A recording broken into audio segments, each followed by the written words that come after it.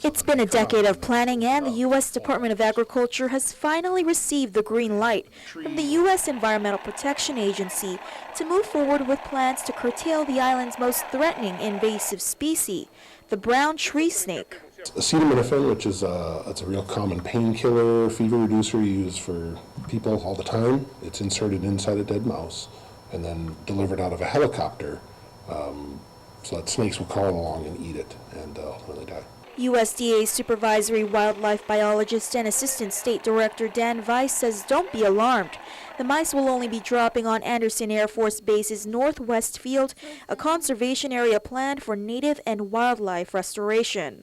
You're not going to see baits being thrown out of helicopters in residential areas. Approximately 2,000 mice attached to cardboard and tissue paper will be dropped atop 255 hectares, a forest canopy where, according to Weiss, they'll pose little to no threat to non-targets, including deers, crabs, and pigs. So we have this low toxicity bait. We also want to try to exclude others from getting it. That's why we want the bait to hang up in the forest canopy, because other things aren't going to go up in the trees to get it. Snakes are up in the trees.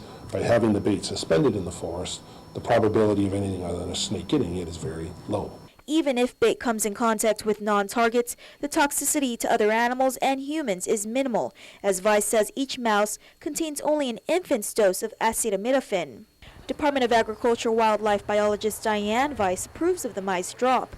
After all, it could mean the revival of the island's native bird species, 10 of which went extinct or extirpated as a result of the brown tree snake, including the island's Guam rail, the cocoa. Where they're doing the actual drop is one of the last areas where the native birds on Guam were last found and collected from the wild, and we hope to return them up there. Wouldn't it be great to have these all over Guam? That's our hope. With snake reduction broad scale on Guam, we can have Guam rails everywhere like they used to be.